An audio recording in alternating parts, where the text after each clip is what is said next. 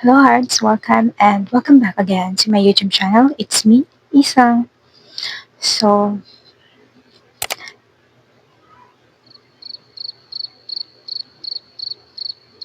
ayun. So, kayo rin ba, naranasan nyo rin ba na sinasabi niyo sa sarili niyo na ito dapat yung treatment sa akin ng taong ito. Pero bakit hindi yun yung natatanggap ko? Yung ganun. Naranasan niyo na ba? And Oh no! kahit na anong gawin mo na para alam mo yung respect, nirerespeto mo sila kasi parang gano'n din ang gawin nila sa inyo but ang nangyayari is the more na nire-respect mo sila, the more na um, hindi ka nila nire-respeto. Parang gano'n. So, parang kasi nga 'di ba may kasabihan tayo na huwag mong gawin sa iba yung ayaw nilang gawin sa'yo. So, kaya gano'n ang ginagawa ko. So, kapag alam kong pangit, hindi ko siya gagawin kasi alam kong ayaw kong gawin siya sa akin ng iba. Pero ginagawa pa rin ng iba. Alam mo yon yung pangit siya pero ginagawa nila sa'yo. Hmm,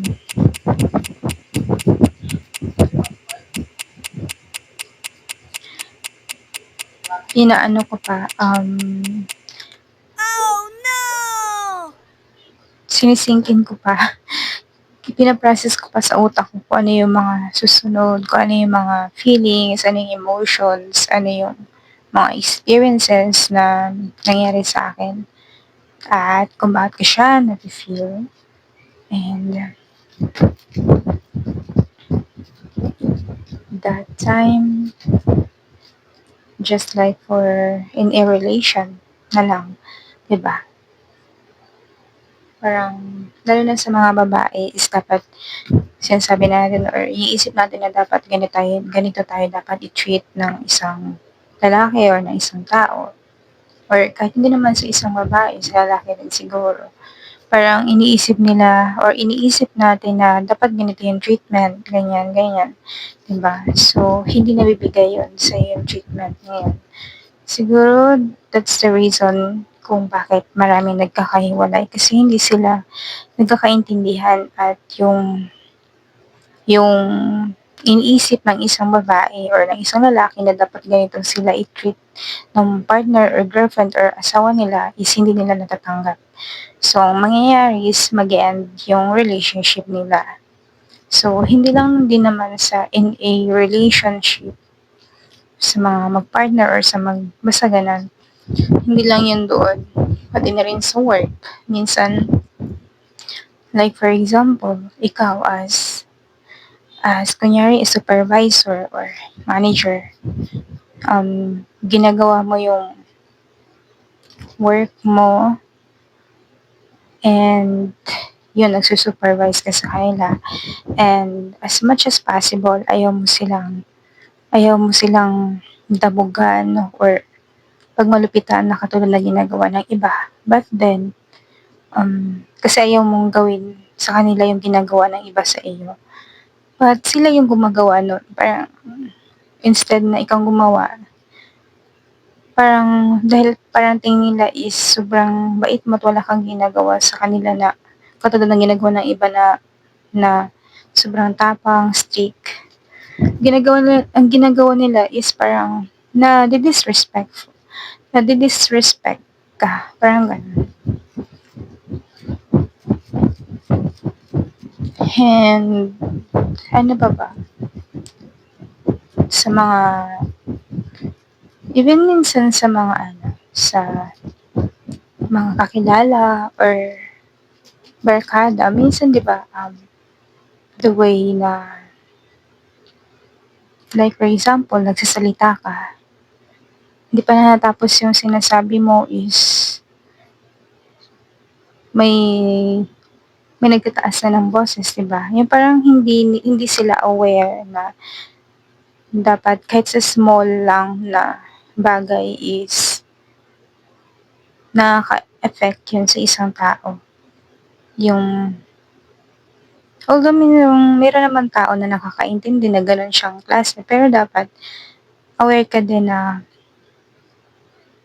hindi lang dapat basta-basta or dapat magbigay ka rin ng respect. Dapat, bigyan niyo ng respect yung isa na, may chance na magsalita, may gano'n. Hindi yung puro ikaw lang, gano'n. And ano pa ba? Alam mo yun, kahit sa mga maliliit na bagay na ginagawa mo, you should have respect, 'di ba? Kahit saan, in a relation, sa work, sa magkakapatid, sa magkakaibigan. So, kahit na magkakaibigan kayo or in a relationship kayo, dapat nandun pa rin yung boundaries, nandun pa rin yung respect. Na kahit close kayo, dapat nandun pa din yung respect. Hindi mawawala, 'di ba? Kasi ayun, kailangan natin 'yun, kailangan natin ng boundaries, kailangan natin ng respect. Kasi as a human, nature natin 'yun na or as a sensitive and emotional person like me. So, mabilis nating ma-detect 'yun, yung, ay, itong tao na 'to parang walang respeto, parang walang preno, parang gano'n, 'di ba? So, sometimes kaya nga minsan yung mga introvert, sensitive, and emotional, mas gugustuhin nilang mag-isa na lang kumpara may kasama na iba kasi yun nga, minsan nadi-disrespect, yun. Ayun, kung titingnan natin is yung sa sa relationship, sa work, kakilala, kapitbahay, friends, or barkada, or kung sino pa man diyan, ang kailangan lang talaga sa atin is yung communication. So, kung wala yung communication is kunyari meron akong gustong sabihin pero hindi mo sinasabi, ayaw mo yung bagay na yun, hindi mo sinasabi sa karelasyon mo, sa trabaho mo, or kung sino pa man yan, pero gusto mong maayos, pero hindi mo sinasabi. So, walang mangyayari. So, kailangan talaga is communication. Sabihin mo sa kanila yung ayaw at gusto mo. Then, kung gusto mo at gusto nila, at nag-agree sila doon sa ayaw mong mangyari, di ba? So, magiging okay ang lahat. Kung alam mo naman na, kunyari, hindi mo gusto yung treatment nila sa'yo, sabihin mo sa kanila, di ba? Kasi meron kasi mga tao na hindi rin talaga nila alam or hindi sila aware na mali na pala yung ginagawa nila. May mga gano'ng tao eh. Pero yung may mga tao rin kasi talaga na kahit alam nilang mali is ginagawa pa rin nila. So, ayun na, doon na papasok yung disrespect sa sarili mo at sa pag-disrespect nila sa'yo. Diba? So, pati sarili mo disrespect mo na din. Kasi alam mong mali, pero ginagawa at hinahayaan mo pa rin na gawin nila sa'yo yun. Gawin nila sa'yo yung mga bagay na yun na alam mong hindi maganda or nadi-disrespect ka na. And kasi kapag hinayaan mo na gawin lang nila ng paulit-ulit yung mga bagay na feeling mo nadi-disrespect ka, paulit-ulit nilang gagawin yun kasi hinahayaan mo lang sila. Kasi iisipin nila, ay, okay lang naman sa kanya kahit ganunin natin siya. Wala naman siyang ginagawa, di ba? Wala siyang reaction sa ganung bagay. So, go, di ba? So, paulit-ulit nilang gagawin yan sa'yo dahil hinahayaan mo. Pero kapag ayaw mong i-disrespect ka nila, ikaw na mismo ikaw na mismo yung gagawa or pumutol sa bagay na yun. Kasi ikaw yung nakakaalam eh. Ikaw yung nakaka-feel na mali na to, di ba? Just like for example, sa work ko before, di ba? Nandun ako sa point na parang nadi-disrespect ako ng mga ka-workmates ko, sa mga staffs, ganun. At na-feel ko yun, hinahayaan ko lang. Kasi,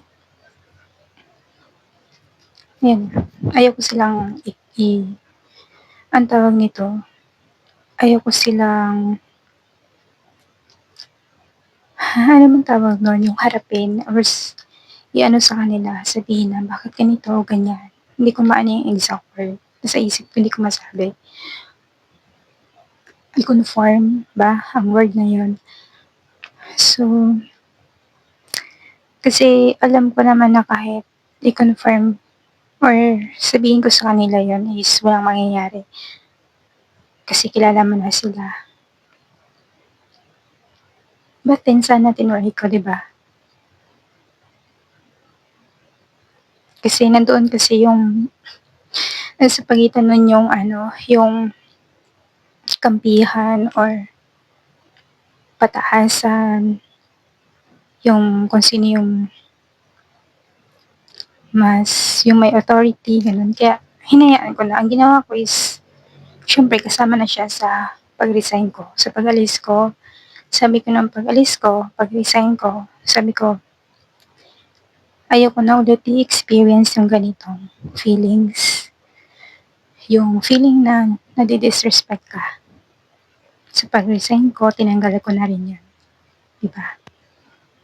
So, kung ayaw mo, hindi mo kaya yon, either i-confirm or sabihin mo sa kanila or either aalis ka. So, ang ginawa ko, kasi alam ko rin naman talaga na hindi na rin ako masaya sa work ko. Nag-resign ako, kasama yun. Diba? And, kaya nga binigyan tayo ng feelings, ng emotions, ng isip, kasi para gamitin natin yan dito sa mundo na kung ano man yung mga ginagawa natin, nakakasalamuhan natin, di ba? Gamitin natin yan kung nakakaramdam ka na parang feeling mo mali, ibig sabihin mali, di ba? Kapag nagda-doubt ka, di ba? And yung emotions na pumapasok every time na nafe-feel mo yung bagay na yun, may mali talaga. Kaya, kasi kapag hinayaan mo lang yung feeling na yun, yung emotions na yun, paulit-ulit mo siyang mararanasan at ulit-ulit ka rin mani-disrespect. At hanggang sa maging manhid ka na at darating sa point na parang magiging natural na lang sa'yo yung bagay na yun na kahit mali is hinahayaan mo na lang, di ba? So, ayun yung fear ko din na ayaw kong mangyari yun, yung bagay na yun. So, thankful pa rin ako kasi especially here in YouTube kasi nabigyan tayo ng chance na sabihin yun na may mali nangyayari, 'di ba, sa mundo. Yung mali ginagawang tama. Although I'm not perfect, kasi alam ko may mga mali rin ako nagagawa. But, kung alam mo sa sarili mo na may mali at pinapakinggan mo yon at sinasabi mo sa sarili mo na may mali, sabihin may mali. Hindi mo tinotolerate na may mali talaga, di ba?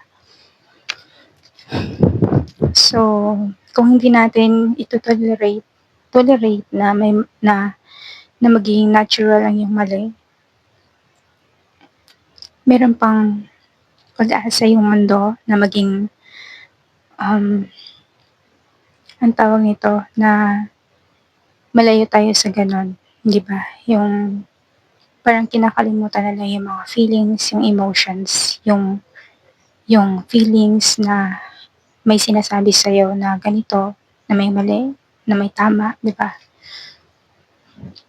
So, meron pa ring hope sa mundo na yun nga, may mga natitira pa rin talaga na tao na sincere, pure, at siguro may mga nagagawang mali, pero hindi naman gano'n kasama, 'di ba? Pero alam nila na mali. So, there's hope. And nakakatakot din kasi na siguro paggising natin na lahat ng tao masasama at hinahayaan na lang yung mga bagay na, alam mo yun, mga bagay na hindi dapat. Kasi sinasantabi natin yung mga bagay na yung sinasabi sa atin ng feelings natin na mali 'to, 'wag mong gawin, 'di ba?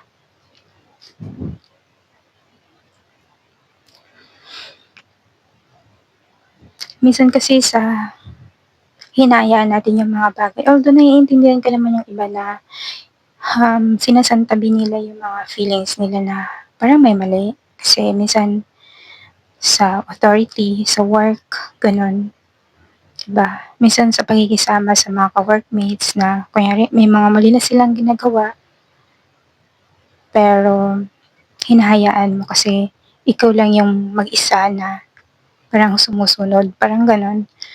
So, may mali. And kunyari um, sa school or sa circle niyo, sa inyong magkakaibigan or sa grupo, parang feeling mo may maling nangyayari, 'di ba? Or parang feeling mo ikaw lang yung nakaka-feel nun, pero yung iba siguro nafi-feel din nila pero hindi lang nila sinasabi kasi gusto nila maging in, 'di ba? So, parang nadi-disrespect mo yung sarili mo doon na may mali, pero hinahayaan, parang gano'n, 'di ba? Parang sumusunod ka sa mga yapak nila, tino-tolerate niyo yung mali. Ay, 'di ba? So, but I'm glad here in YouTube, kaya kong sabihin yung mga bagay na alam kong makakatulong sa inyo, and I'm happy that we have YouTube na puwedeng itama yung mga mali, 'di ba? Through watching videos. So,